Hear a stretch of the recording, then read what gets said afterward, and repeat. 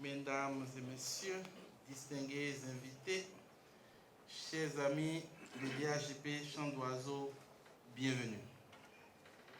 L'IAJP Chant d'Oiseau, structure de la Conférence épiscopale du Bénin, depuis plus de 27 années d'exercice, convie les acteurs politiques de tous les bords et les membres de la société civile à des temps d'échange entre citoyens autour d'une conférence ou d'un débat ou des cercles de réflexion sous le prisme de la doctrine sociale de l'Église.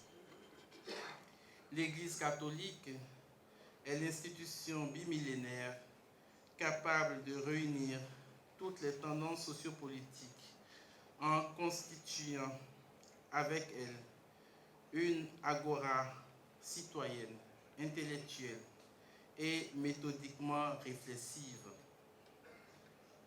L'expérience humaine et politique bimillénaire de l'Église est tangible à travers l'engagement pastoral et social de tous les diocèses du monde entier, résolument au service de plus d'1,4 milliard de catholiques, sans oublier toutes les personnes des autres religions impactées. Et plus encore, la structuration interne du gouvernement du Saint-Siège, ainsi que les actions publiques de la diplomatie vaticane, comptant près de 190 représentations diplomatiques dans le monde, avec l'impulsion des institutions sociales et caritatives, montre le caractère éminemment politique, renforçant indubitablement le poids de la maturité bimillénaire. Cette maturité bimillénaire de l'Église est aussi forgée dans la volonté du Seigneur d'attirer à lui toutes les femmes et tous les hommes de bonne volonté, malgré les cassures et les fractures du péché.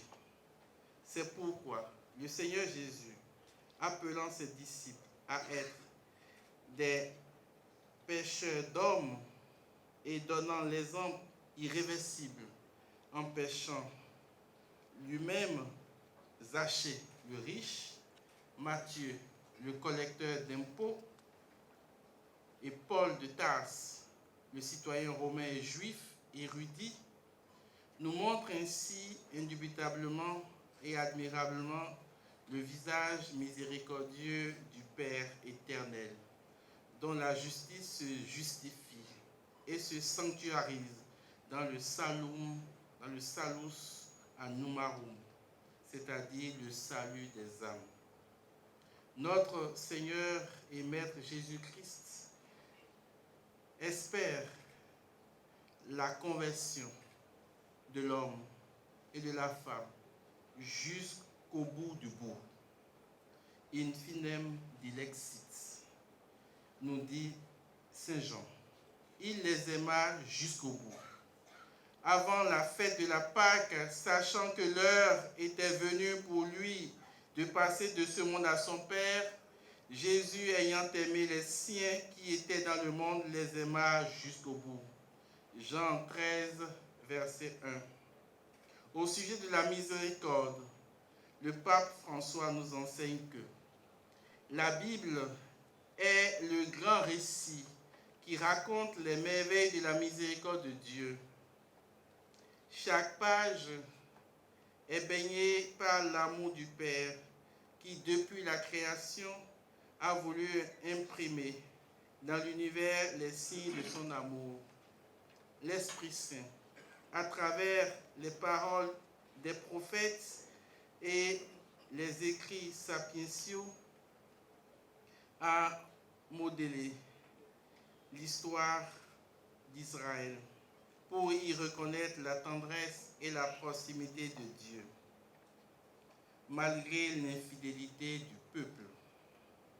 La vie de Jésus et sa prédication marquent de façon déterminante l'histoire de la communauté chrétienne qui a compris sa propre mission à partir du mandat donné par le Christ d'être l'instrument permanent de sa miséricorde et de son pardon. Jean 20, verset 23. À travers l'Écriture sainte, maintenue vivante dans la foi de l'Église, le Seigneur continue de parler à son épouse et lui montre les chemins à parcourir pour que l'évangile du salut parvienne à tous. Je désire vivement, dit le pape François, que la parole de Dieu soit toujours davantage célébrée, connue et diffusée, pour qu'à travers elle, le mystère d'amour qui jaillit de cette source de miséricorde soit toujours mieux compris. C'est ce que rappelle clairement l'apôtre. Toute l'écriture est inspirée par Dieu. Elle est utile pour enseigner, dénoncer le mal, redresser, éduquer dans la justice. 2 Timothée 3, verset 16. Lettre apostolique.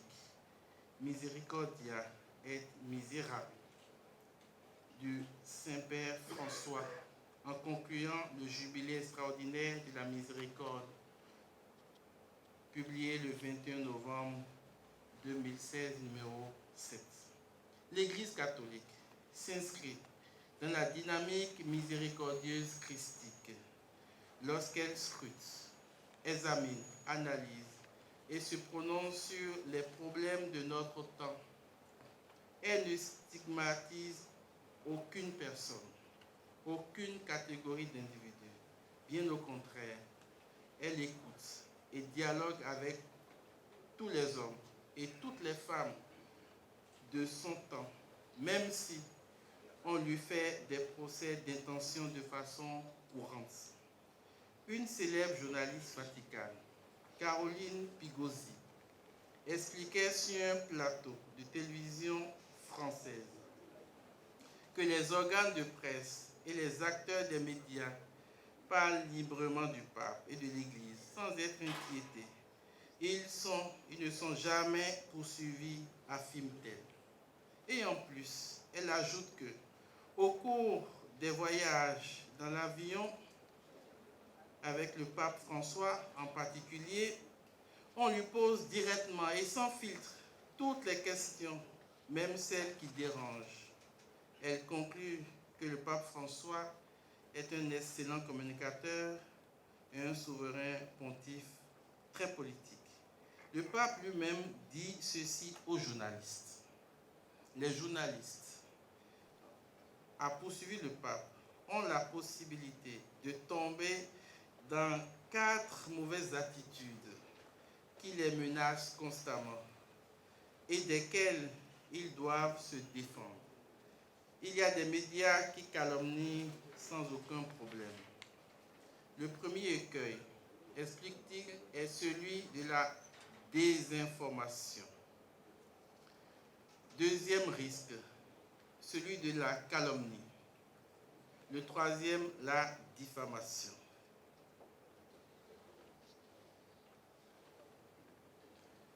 Le pape François a ainsi donné le ton de la tonalité des différentes interprétations journalistiques et nous en sommes bien habitués ici à l'IAJP Chant d'Oiseau. L'invitation du professeur et président Joseph Diogwenou a suscité beaucoup d'intérêt et de passion, ce qui est tout à fait légitime dans un contexte béninois de recherche de la vérité, de sécurité électorale et de grand désir de justice impartiale. Cher professeur, votre réponse spontanée à notre invitation témoigne en votre faveur, vous qui êtes un grand frère, un enseignant, un chercheur, un militant, un homme d'État cordialement fidèle aux liens amicaux et fraternels. À cette tribune, vous êtes attendus certainement par beaucoup de citoyens sur divers points. Malheureusement, tout ne pourra pas être dit ici ce soir. Toutes les questions ne pourront pas être abordées. Cette conférence se situe dans le cadre de notre programme d'année, articulé autour d'une thématique annuelle, la bonne gouvernance comme fertilisant de souveraineté, de justice et de paix, et de 3 thèmes trimestriels.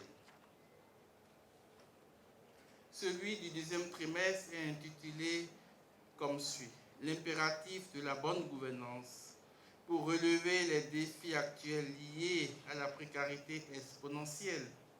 En tant que conférencier vespéral de l'IHJP Champ d'Oiseaux, c'est-à-dire notre invité d'honneur, le professeur Joseph Diogbenou, dans le but de mieux s'approprier cette thématique, l'a laissé se déployer dans un cadre général, l'impératif de la bonne gouvernance pour relever les défis actuels.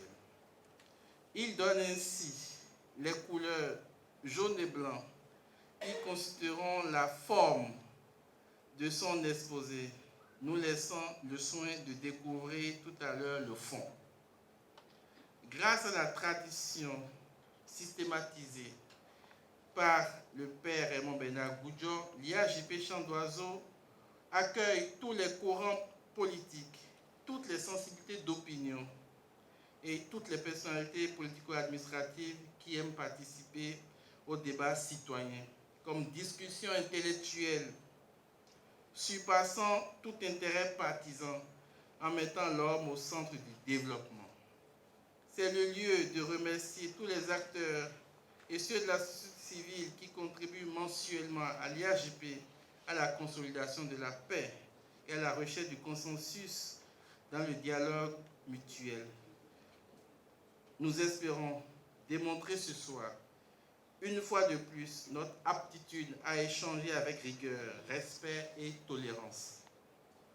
Sans être exhaustif, je voudrais nommer et remercier les personnalités suivantes, à savoir Marie Zaranzo-Glélé, Odile Atanasso, Célestine Zanou, Nourenou Achade, Dani Aïda, Victor Tokpano, Eric Gundete, Jean-Claude Apiti, Nouredoun Sakasale, Gustave Sono, Lazare Serpeto, Nassirou Arifari Bako, Philippe Noudienoume, Jean-Marie Ouzou, Rogatien Biaou, Johnny Gay et Zachary Babagoudi, qui ont enrichi nos réflexions depuis janvier 2023 jusqu'à aujourd'hui, en apportant leur dévouement à la nouvelle dynamique de nos activités mensuelles et trimestrielles.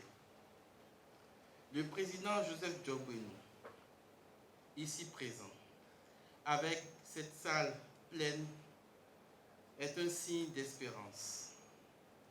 Somme toute, votre enthousiasme à venir, chers professeurs, nous entretenir ce soir, fait aussi notre joie. L'IHJP Champ d'Oiseaux est honoré de vous recevoir ici, chez vous, et vous félicite d'avoir accepté de rompre le silence et de porter avec courage la parole de toute la majorité présidentielle en ce qui concerne l'impératif de la bonne gouvernance dans le contexte actuel. Faut-il encore le rappeler? L'Église catholique, quant à elle, nous enseigne plutôt le bien gouverner, charnière éthiquement nécessaire dans la gestion du bien commun et la construction d'un corps social solide, tendu vers la suppression et la réduction progressive du fossé entre riches et pauvres au cœur de toute société humaine. À ce sujet, le pape François nous exhorte, encore une fois, une réforme financière qui n'ignore pas l'éthique demanderait un changement vigoureux d'attention de la part des dirigeants politiques, que j'exhorte à affronter ce défi avec détermination, avec clairvoyance, sans ignorer naturellement la spécificité de chaque contexte. L'argent doit servir et non pas gouverner, nous dit le pape. Le pape aime tout le monde, riche et pauvre, mais il a le devoir, au nom du Christ, de rappeler que les riches doivent aider les pauvres, les respecter et les promouvoir. Je vous exhorte à la solidarité désintéressée, à un retour de l'économie et de la finance à une éthique en faveur de l'être humain. Je vous remercie.